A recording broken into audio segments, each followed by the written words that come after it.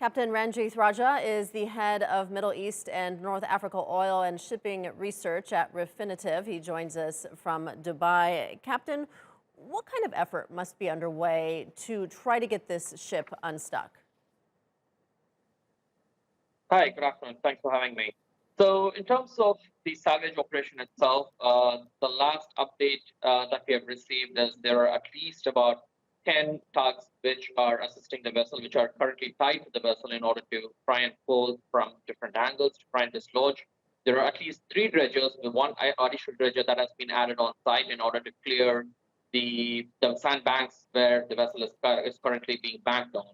So, in terms of the operations, I think they are kind of assembling the world's best possibilities that's available at their disposal at this point in time.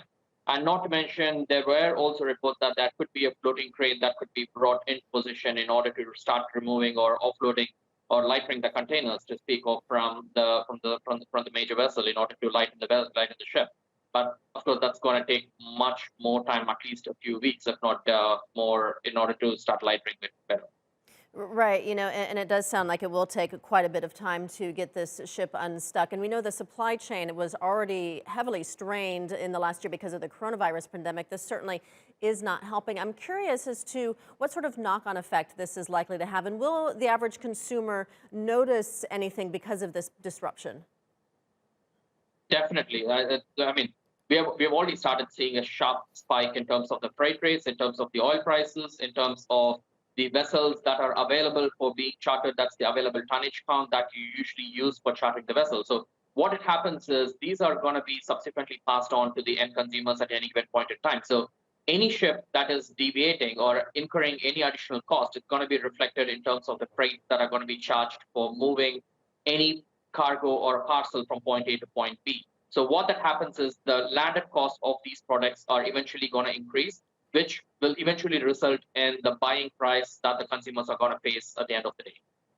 How did this likely happen? Because I know there was talk that there was a big storm at the time, but surely that's not the first storm that happened as a large container ship was going through the Suez Canal. And even though the ship is really massive, there are other ships of this size that do go through the canal as well. So I'm also wondering if there is concern that if this could happen this time, is there a likelihood that this could happen again?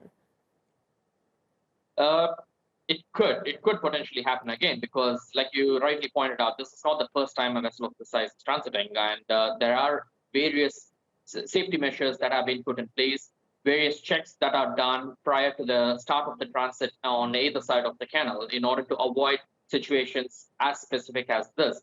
So there are going to be added pilots that are going to be who are going to be more experienced, and the support tugs that are being put in place in order to assist the vessel in these situations. But this particular situation was a one-off, which we haven't seen before, because it was a combination of a sudden surge of the wind force that was existing at that point in time, and followed by also a blackout that was reported when the incident actually happened. So, of course, we still don't have the full information of what kind of a malfunction of the equipments were there on board the ship, but it could potentially be that it was a combination of several factors put together which kind of resulted in this situation. So going forward, I'm pretty sure the Suez Canal authorities are going to be doing a pretty in-depth root cause analysis for this particular situation, and making sure if the vessels, especially for these sizes, which could potentially disrupt the whole supply chain, would be going under additional scrutiny before the transit actually starts. Okay, we'll leave it there for now. Captain Ranjith Raja in Dubai, thank you so much for your time.